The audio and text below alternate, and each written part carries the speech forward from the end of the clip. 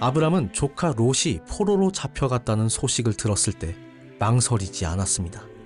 그는 평소 훈련시켜 두었던 자신의 군사 중 318명의 정예 사병을 이끌고 메소포타미아 동맹군을 추격하기 시작했습니다. 소돔과 고모라가 함락된 후 조카 롯과 그의 가족들은 포로가 되어 동맹군에게 끌려가고 있었습니다.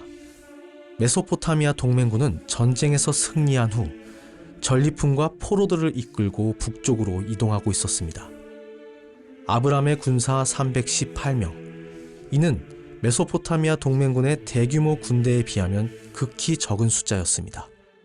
그러나 아브람은 단순한 유목민이 아니었습니다. 그는 언제든 일어날 전투를 대비해 가문을 보호할 수 있는 정예 병력을 갖추고 있었고 전략적 판단과 신속한 움직임을 활용할 줄 아는 지휘관이었습니다. 적이 전투에서 승리한 직후 방심한 순간을 노린다. 빠르고 효율적인 공격으로 적을 기습한다. 적의 허를 찔러 혼란을 일으키고 전리품과 포로를 되찾는다. 아브람은 이렇게 전략을 세운 후 곧바로 메소포타미아 동맹군을 추격하기 시작했습니다. 메소포타미아 동맹군은 엄청난 양의 전리품과 포로들을 가지고 있었기 때문에 그들의 이동 속도는 현저히 느려지고 있었습니다. 그들은 이미 여러 전투를 치르고 상당한 피로가 쌓여 있었으며 전리품을 나누고 병력을 재정비하기 위해 다메섹 근처 호바라는 지역에서 진을 치고 있었습니다. 아브람은 이 때를 놓치지 않았습니다. 그는 몇 가지 전략을 세웠습니다. 야간 기습 전술. 밤을 이용해 적진을 기습하여 적군이 혼란에 빠지도록 한다. 적이 대비하기 전에 빠르게 공격해 전투력을 약화시킨다. 병력 분산 작전. 병력을 여러 그룹으로 나누어 공격한다.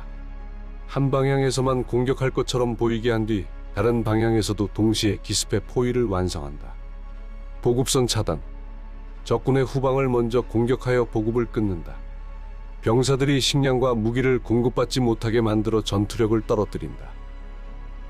이 작전은 전쟁 역사 속에서도 소규모 병력이 강한 적을 상대할 때 가장 효과적인 전략이었으며 아브람은 이를 완벽하게 활용했습니다.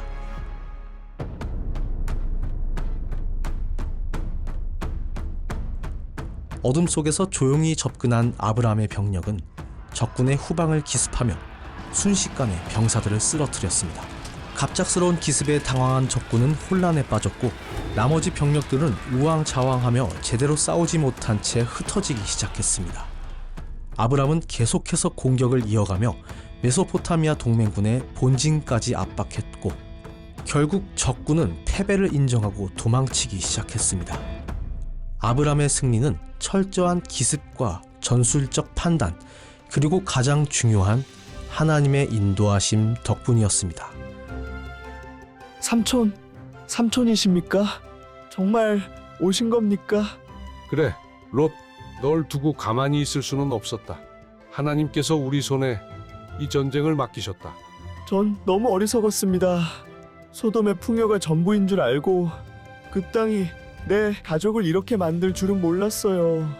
너는 나의 가족이다. 그 어떤 선택을 했든 위험 속에 내가 있다면 난 달려갈 수밖에 없다. 고맙습니다, 삼촌. 제가 다시 돌아갈 수 있게 해주셔서. 이제 그 선택의 끝이 어디로 이어지는지 알게 되었겠지. 자, 일어나자. 아직 돌아갈 길이 남아있다. 전투가 끝나고 아브람은 조카 롯을 포함한 모든 포로들을 구출하며 빼앗겼던 전리품들을 되찾아 가나안으로 돌아왔습니다. 그때 그를 맞이한 한 인물이 있었습니다. 바로 살렘 왕이자 하나님의 제사장인 멜기세덱이었습니다. 멜기세덱은 아브람을 축복하며 그가 승리할 수 있었던 것은 하나님의 도우심 덕분이었다고 선언합니다. 지극히 높으신 하나님, 하늘과 땅의 창조주께 아브람은 복을 받으리라. 그대의 원수들을 그대의 손에 넘겨주신 하나님께서는 찬양을 받으소서. 아브람은 겸손하게 이 축복을 받으며 전리품의 10분의 1을 제사장 멜기세덱에게 바칩니다. 내 주 하나님의 은혜로 이 전쟁에서 승리할 수 있었습니다. 저에게 주어진 이 전리품들 중 일부분일 뿐이지만 약소하게나마 이 전리품들로 주 하나님께 영광 돌리길 원합니다. 이것은 훗날 11조의 기원이 된 사건으로도 해석됩니다. 그런데 아브라함 앞에 또 다른 인물이 등장합니다. 바로 소돔 왕입니다.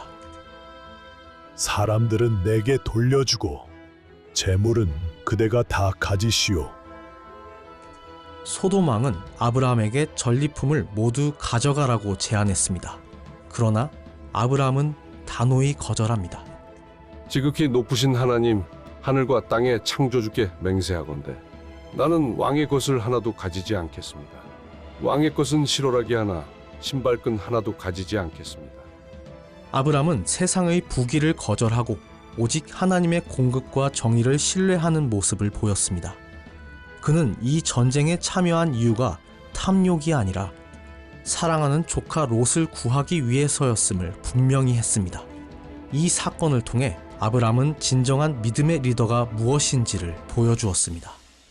우선 롯이 왜 그 포로가 되어 갔겠냐 하는 거죠. 롯이 포로가 되어 갔던 것은 하나님께서 원하시는 그 자리가 아니었다는 거죠.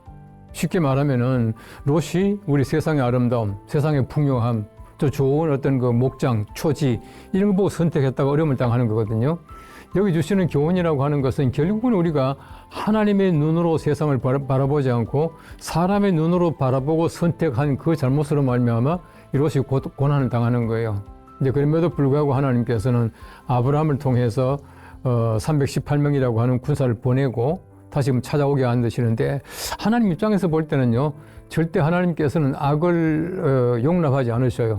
또 한 가지는 뭐냐면은 하나님의 백성들이 세상에서 소위 말하는 육체적인 또 세상에 여러 가지 많은 그 힘을 가지고 지배하는 것을 절대로 원치 아니하셔요. 하나님께서는 그때마다 또 하나님께서 구해주시고 하는데 이 속에서 주시는 굉장히 중요한 메시지가 뭐냐 하면은 하나님께서는 우리가 싸우는 것이 아니라 하나님이 싸우셔요. 그 이제 애굽 사람들이 이제 따라오고 할 때 이제 그때 이제 뒤에 보면은 하나님께서는 뭐냐 하면은 너희는 가만히 있어라. 내가 싸우리라. 그렇게 말씀하잖아요. 마찬가지로 지금도 하나님께서 싸우셔요. 하나님께서는 지금도 하나님의 거룩한 이제 힘을 가지고 이제 싸우시는데 성경 보시면은 이제 천사들이 많이 나오거든요. 각각 소명이 달라요. 가브리엘이라고 하는 천사는 뭐냐 하면은 소위 말하는 하나님 말씀을 전달하는 메신저예요. 근데 그 중에 보면은 미가엘이 나와요. 미가엘 천사는 뭐냐 하면은 하나님 대신 싸우는 천사장이에요. 하나님께서 천사를 통해서 싸우게 만들어 주시는 것이에요. 이건 뭐냐 하면은 하나님께서는 하나님의 사람들이 고통을 당하고 또 지배를 당하고 어려움을 당하는 것을 절대로 원치 아니하신다는 것이에요. 하나님이 직접 싸우셔요. 그래서 하나님께서는 악한 자를 용납하지 않고 하나님이 싸우셔서 악한 자에게 어려움을 당하는 하나님의 사람들을 구원하신다라고 하는 것이 하나님의 전쟁의 목적이에요. 이 전쟁은 단순한 군사적 충돌이 아니었습니다. 그 속에는 하나님의 깊은 계획이 있었습니다. 겉으로 보기에는 메소포타미아 동맹군이 강력한 힘으로 전쟁을 승리로 이끄는 것처럼 보였지만 결국 하나님의 뜻 안에서 전쟁의 승패가 결정되었습니다. 성경은 말합니다. 사람이 마음으로 계획할지라도 그 걸음을 인도하시는 이는 여호와시니라. 아브라함의 작은 군대가 강력한 동맹군을 상대로 승리할 수 있었던 것은 단순한 군사 전략 때문이 아니었습니다. 그것은 하나님께서 아브라함과 함께 하셨기 때문입니다. 이제 하나님은 아브라함의 후손들을 통해 더 큰 역사를 이루어 가십니다. 아브라함이 조카 롯을 구출해온 이후에도 하나님은 그를 떠나지 않으셨습니다. 하나님은 아브라함에게 약속하셨습니다. 너의 자손이 하늘의 별처럼 많아지고 바닷가의 모래처럼 셀 수 없이 번성할 것이다. 아브라함은 이 약속을 믿었고 이 믿음은 그의 아들 이삭에게 그리고 이삭의 아들 야곱에게로 이어졌습니다.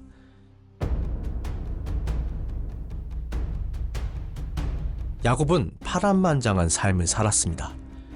형 에서를 피해 먼 길을 떠나고 그곳에서 라헬과 레아를 만나 12명의 아들과 1명의 딸을 낳았습니다. 그 12명의 아들은 후에 이스라엘의 12지파가 되었습니다. 하나님의 축복 아래 야곱의 가족은 점차 번성했습니다. 그러나 이 가족에게도 어려움과 시련은 끊이지 않았습니다.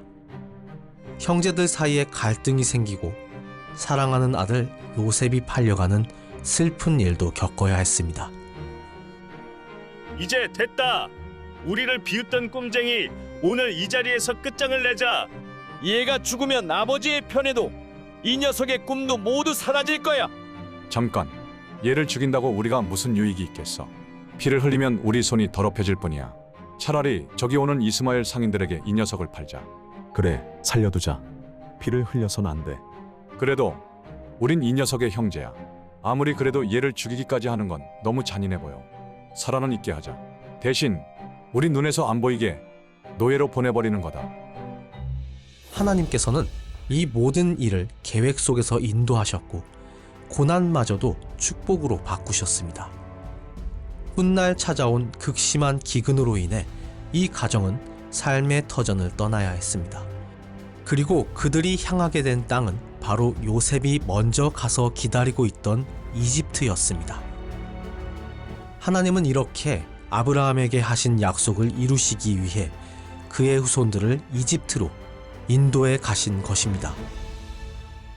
세월이 흐르고 흘러 아브라함으로부터 뻗어나가 수많은 별처럼 많아진 이스라엘 민족. 그들에게는 어떤 일들이 기다리고 있었을까요?